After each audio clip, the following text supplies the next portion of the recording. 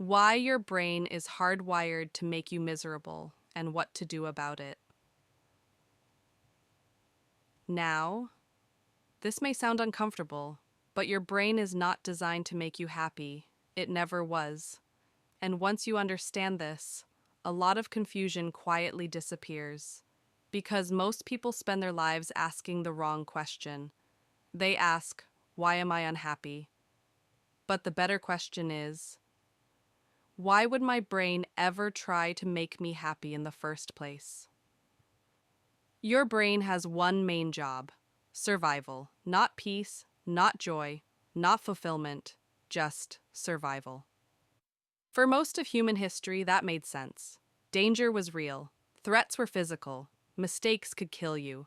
So the brain learned one powerful rule: pay more attention to what can go wrong than to what feels good, and that rule never left. Here is something interesting. One negative comment can ruin your day, but 10 compliments barely register. Why? Because the brain treats negative information as urgent.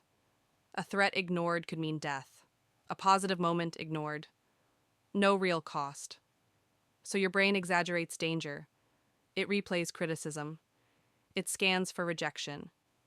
It assumes worst-case scenarios. Not because something is wrong with you, but because your brain is doing exactly what it evolved to do. Now look at how this shows up in everyday life. You wake up in the morning, nothing bad has happened yet, but the mind is already busy. It replays something you said yesterday. It reminds you of something unfinished. It imagines a conversation that has not happened yet. And just like that, tension appears in the body. Not because anything is wrong right now, but because your brain is doing what it was trained to do, scanning for danger. This is why rest feels difficult, even when life looks stable. The brain does not relax simply because things are okay. It relaxes only when it believes there is no threat. And in a modern world, the threats are mostly imagined. Deadlines, expectations, judgments. The body reacts to these thoughts as if something real is happening. That is not weakness. That is biology. Here is where things go wrong. Your brain still behaves as if you are living in a hostile world. But you are not. You can be physically safe, financially stable, surrounded by people, and still feel anxious, tense, dissatisfied. Because your brain is searching for threats that no longer exist in the same way. So it turns inward. It worries about what people think, your future, your worth, your past mistakes. The danger moved from the jungle into the mind.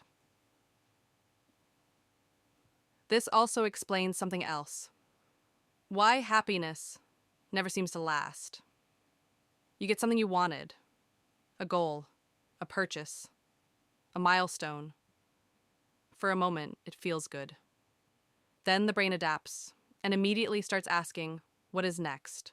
What could go wrong now? That is not failure. That is your survival system resetting. Your brain does not want you satisfied for long. Satisfied creatures stop scanning, and scanning keeps you alive.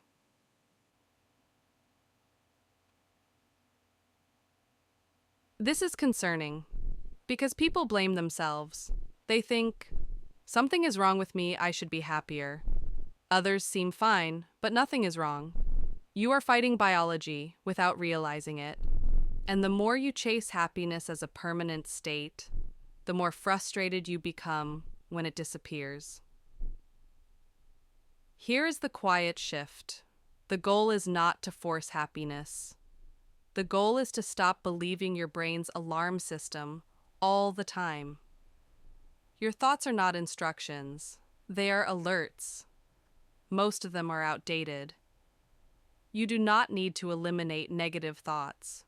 You need to stop treating them as facts. When the mind says something is wrong, you pause and ask, is this a real threat or just an old survival reflex? That pause alone changes everything. Once you understand this, you stop panicking about feeling bad. You stop chasing constant positivity. You stop judging yourself for normal human reactions. You realize something freeing. Peace is not about fixing the brain. It is about seeing what the brain is doing and not letting it run the entire show.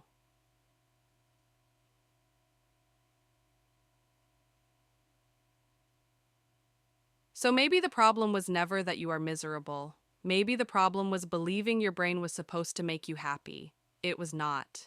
It was built to protect you. And once you stop expecting comfort from a survival machine, you start finding calm somewhere else. Not in thoughts, but in awareness. Something subtle changes when you stop fighting your brain. You stop asking, "Why am I like this?"